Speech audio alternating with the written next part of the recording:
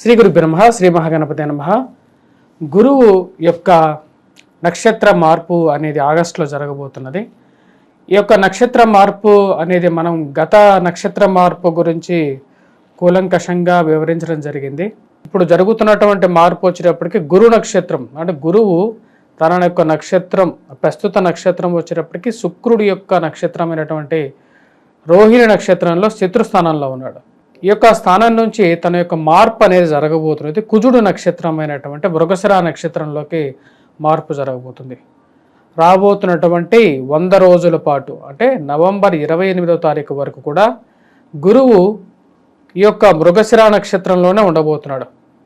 ఈ మృగశిర నక్షత్రంలో ఉండబోతున్నటువంటి గురువుకి కుజుడికి ఎటువంటి కంపాటబిలిటీ ఉంది అనేది మనం చూద్దాం. మృగశిర నక్షత్రానికి అధిపతి వచ్చేటప్పటికి కుజుడికి గురువుకి మిత్రత్వం అనేది ఉంది. గత మనం చూసినటువంటి 100 రోజుల పరిస్థితి మనం చూసినట్లయితే చాలామంది టీవీ న్యూస్ పేపర్స్లో కూడా చూస్తుండవచ్చు. ఇదే విధంగా కూడా ఒక డిబేట్ కూడా మనకు వచ్చేటప్పటికి టీవీ నైన్లో జరిగింది. క్రోధీనామ సంవత్సరంలో ఇటువంటి అరిష్టాలు ఎందుకు జరుగుతున్నాయి అని మనం వివరించేటప్పుడు గురువు యొక్క నక్షత్ర స్థితిగతి గురించి కూడా నేను చెప్పాను. గురువు శత్రుస్థానంలో ఉన్నప్పుడు ప్రకోపం అనేది ఎక్కువగా ఉంటుంది.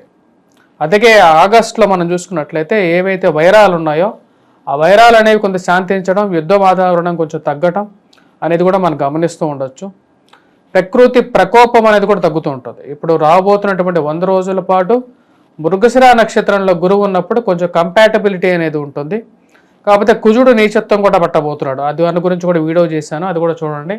ఎందుకంటే రాష్ట్రాధిపతి అంటే ఈ సంవత్సరానికి అధిపతి అయినటువంటి కుజుడు ఈ సంవత్సరంలో కుజమాందాబ్దం కుజ నీచత్వం జరుగుతున్నది. ఈ జరగబోతున్నటువంటి కూడా అక్టోబర్లో జరుగుతున్నది అన్నమాట. అక్టోబర్లో జరగబోతున్నది. దాని యొక్క ప్రభావం అనేది కూడా ఈ యొక్క భూమండలం మీద, మనుష్యుల మీద, మరియు అదేవిధంగా మరియు మిగతా చరచరాల మీద కూడా ఉంటుంది. ఇక గురు నక్షత్రం ఎప్పుడైతే జరుగుతుందో ఇప్పుడు నేను చెప్పబోయేది వచ్చేటప్పటికి కుజుడు నక్షత్రంలోకి ఎప్పుడైతే మృగశిర నక్షత్రంలోకి గురువు మారినప్పుడు మిగిలినటువంటి 26 నక్షత్రాల మీద కూడా దాని యొక్క ప్రభావం అనేది ఉంటుంది. అంటే అంగగోచారం అని చెప్పి అంటారు దాన్ని. అంగగోచారంలో శిరస్సు, ముఖము, అదేవిధంగా ఉదరము, ఛాతి, జననేంద్రియాలు, పాదాలులో మిగతా 26 నక్షత్రాలు కేంద్రీకృతమై ఉంటాయి. ఒక నక్షత్ర మార్పు జరిగినప్పుడు 26 నక్షత్రాల మీద కూడా దాని యొక్క స్థితి ఫలం అనేది ఇవ్వడం జరుగుతుంది. దీన్ని బట్టి కూడా ముహూర్త నిర్ణయం, అదేవిధంగా మిగతా 26 నక్షత్రాల యొక్క స్థితిగతి మీద వాడి యొక్క ఫలం అనేది చెప్పడం జరుగుతుంది. ఇప్పుడు అది ఎటువంటి ఫలితాన్ని ఇవ్వబోతుంది, 26, 27 నక్షత్రాల వారికి సుఖంగా ఉంటుంది అని చెప్పి దీనిలో ఉండదు, అది గమనించాలి. ఇది వంగర వారి పంచాంగ సిద్ధాంతాన్ని కాబట్టి నేను గణన చేసి చెప్పడం జరుగుతుంది. మీరు ఎవరికైతే ఏ నక్షత్రానికైతే బాగుండదో వారు కొన్ని తగు జాగ్రత్తలు తీసుకోవాలి. దైవ ధ్యానం చేసుకోవటం, దైవ ధాన్యం చేసుకోవటం, మంత్రోచ్చారణ చేసుకోవచ్చు. ఇలాంటివి చేసుకుంటే సరిపోతుంది. తులారాశి వారికి రాబోతున్నటువంటి గురు సంచారం మృగశిర నక్షత్రంలో జరుగుతున్నప్పుడు ఎలా ఉండబోతుంది అనేది చూద్దాం. మనం గమనించినట్లయితే తులారాశి వారికి వచ్చేటప్పటికి గురువు అష్టమంలో ఉన్నాడు. గురువు అష్టమంలో ఉన్నప్పుడు కొంచెం ప్రత్యేకమైనటువంటి ఫలితాలు అనేవి కామన్గా చెప్పొచ్చు. గురువు ఎప్పుడైతే అష్టమంలో ఉంటాడో విద్యా సంబంధితమైన విషయాల్లో విద్యార్థులకి కొంచెం వ్యతిరేకత, వివాహ ప్రయత్న సంబంధితమైన విషయాలు ఎక్కువ సమయం తీసుకోవటం, మరియు చేసేటువంటి పనుల్లో ఎక్కువ సమయాన్ని అవి తీసుకోవటం అనేది కూడా జరుగుతూ ఉంటుంది. అంటే ఒక విషయానికి వెళ్ళినప్పుడు ఆ పని అదే టైంలో అయిపోవటం, లేకపోతే 4-5 రోజుల బట్టి కూడా జరుగుతూ ఉంటుంది. ఇటువంటి పరిస్థితి అష్టమంలో గురు సంచారం జరుగుతున్నప్పుడు జరుగుతూ ఉంటుంది. ఇప్పుడు మృగశిర నక్షత్ర జాతకంలో మృగశిర నక్షత్రంలోకి మారినప్పుడు ఎలా ఉండబోతుంది అని చూద్దాం. మృగశిర నక్షత్రంలోకి ఎప్పుడైతే గురు సంచారం జరుగుతుందో గురువు యొక్క దృష్టి అంటే గురువు యొక్క దృష్టి వచ్చినప్పటికి 2 చేతుల మీద ఉండబోతుంది. తులారాశిలో ఉన్నటువంటి ముఖ్యంగా మనం గమనించినట్లయితే చిత్తా, స్వాతి, విశాఖ నక్షత్ర జాతకులు ఎవరైతే ఉన్నారో చిత్తా నక్షత్ర జాతకులు, అదేవిధంగా విశాఖ నక్షత్ర జాతకులు, స్వాతి నక్షత్ర జాతకులు, ఈ 3 నక్షత్రాల మీద కూడా వచ్చేటప్పటికి అంత పాజిటివ్ ఇంపాక్ట్ లేదు. అంటే వీరికి విద్యార్థులు ఎవరైతే ఉన్నారో విద్యార్థులు కొద్దిగా కష్టపడి చదవాలి. ఎందుకంటే గురువు అంత పాజిటివ్ ఇంపాక్ట్ ఇచ్చే విధంగా లేడు. అదేవిధంగా వ్యాపార పరంగా ముఖ్యంగా ఈ 3 నక్షత్ర జాతకులు వ్యాపారం కానీ లేకంటే ఉద్యోగం చేసేటువంటి వారు ముఖ్యంగా వారికి చెప్పడం ఏంటంటే అధిమత్సరమైనటువంటి ఇన్వెస్ట్మెంట్స్కి వెళ్ళొద్దు, అధికమైనటువంటి ఖర్చు చేయొద్దు, ఉద్యోగ మార్పు చేర్పులు చేసుకునేటప్పుడు జాగ్రత్తగా ఉండాలి. అనుకోని కష్టాలు ఎదురు తెచ్చుకోవద్దు. అంటే మీ యొక్క కష్టానికి మీరే కారకులుగా అయ్యేటువంటి పరిస్థితులు చేసుకోవద్దు. అలాంటి ఒక పరిస్థితుల్లోకి మీరు వెళ్ళొద్దు. అంటే ఇది ప్రేమ సంబంధితమైన వ్యవహారాలు కానీ, లేకపోతే వివాహ సంబంధితమైన విషయాలు కానీ 1-2 సార్లు వెరిఫికేషన్ చేసుకున్న తర్వాత బ్యాక్గ్రౌండ్గా కరెక్ట్ వాళ్ళ మంచి వారా కాదా, మరియు అదేవిధంగా డబ్బులు ఎవరికైనా అప్పించేటప్పుడు కూడా చాలా జాగ్రత్తగా ఇవ్వాలి. ఎందుకంటే ఈ 3 నక్షత్రాలకి కూడా అనుకూలమైనటువంటి ఫలితాలు లేవు. ఎందుకంటే మృగశిర నక్షత్రంలోకి ఎప్పుడైతే గురు సంచారం జరుగుతున్నదో అది 2 చేతుల మీద తన యొక్క ప్రభావం అనేది చూపిస్తున్నది. అది తలవని తలంపులు తెచ్చే విధంగా ఉంది. సో అంటే మీరు అనుకోనేటువంటి కష్టాలు మీకు జరిచేరే విధంగా ఉంది.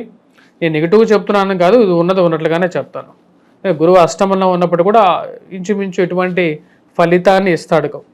కాకపోతే అది అవాయిడ్ చేయండి అని చెప్తున్నాను. అటువంటి నిర్ణయాలు ఏవైతే ఉన్నాయో వివాహంలో కానీ లేకుండా కొన్ని జాగ్రత్తలు అనేవి తీసుకోండి. అదే అనవసరమైనటువంటి ఖర్చులకి పోవద్దు. మరియు వైవాహిక జీవితంలో మనస్పర్ధలు ఏవైతే జరుగుతాయో కూర్చొని మాట్లాడుకుంటూ వాటిని సరి చేసుకుంటూ ముందుకు వెళ్ళాలి.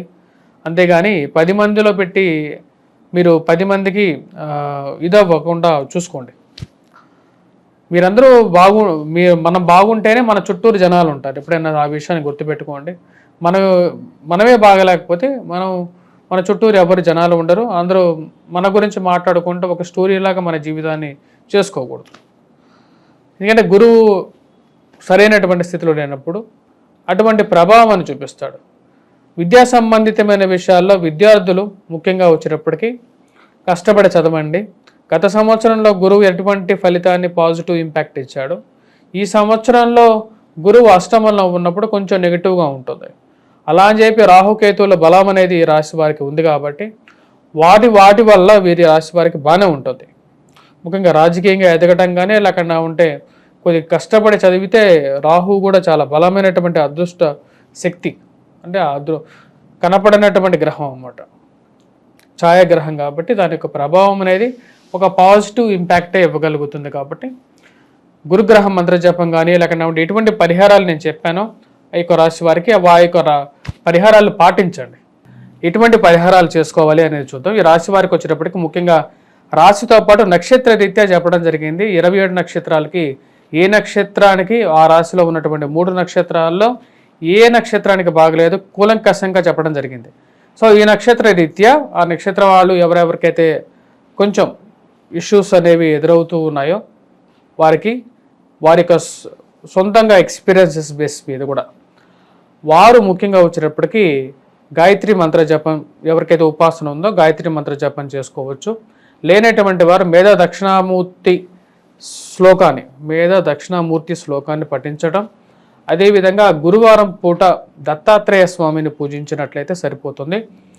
లేనటువంటి వారు నివసించేటువంటి గృహంలో ముఖ్యంగా ఈ నార్త్ ఈస్ట్ సైడ్ దీపాన్ని ఉదయం పూట సాయంకాలం పూట దీపారాధన చేయగలిగే, ఎందుకంటే మన పూజా మందిరం నార్త్ ఈస్ట్ సైడ్ ఉంటుంది, లేకపోతే ఈస్ట్ ఫేసింగ్లో కానీ ఉంటుంది.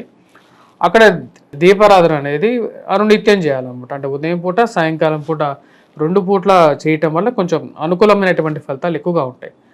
ప్రతి పూర్ణిమ రాబోతున్నటువంటి పూర్ణిమలు ఏవైతే రాబోతున్నాయో అంటే భాద్రపద పూర్ణిమ, నెక్స్ట్ రాబోతున్నటువంటి అక్టోబర్లో మనకు వచ్చేటప్పటికి ఆశ్వీజ పూర్ణిమ అనేది ఉంటుంది. ఈ యొక్క పూర్ణిమల్లో వచ్చేటప్పటికి నెక్స్ట్ కార్తీక పూర్ణిమ అనేది ఉంటుంది. ఈ పూర్ణిమల్లో కానీ ఎందుకంటే ఇది అక్టోబర్ వరకు అటు రాబోతున్నటువంటి నవంబర్ వరకు కూడా ఉంటుంది. రాబోతున్నటువంటి 100 రోజుల పాటు ఈ యొక్క గురు సంచారం అనేది మృగశిర నక్షత్రంలోనే ఉంటుంది. మృగశిర నక్షత్రంలో గురు సంచారం జరుగుతున్నప్పుడు కొన్ని నక్షత్రాలకు ఏవైతే బాగలేదో వారు మటుకు ఈ యొక్క పరిహారాలు పాటించవచ్చు. మిగతా వారు కూడా దక్షిణామూర్తి శ్లోకాన్ని పఠించడం కానీ వాటిలో ఎటువంటి దోషం అనేది లేదు. ఎందుకంటే గురువు జాతకరీత్యా ప్రతి ఒక్కరి జీవితంలో చాలా ఇంపార్టెంట్ రోల్ ప్లే చేస్తూ ఉంటాడు. వారు పుట్టినటువంటి సమయాన్ని బట్టి, లగ్నాన్ని బట్టి, మరియు అదేవిధంగా చంద్ర లగ్నాన్ని బట్టేసేసి కూడా వారికి ప్రభావం అనేది ఉంటూ ఉంటుంది అన్నమాట.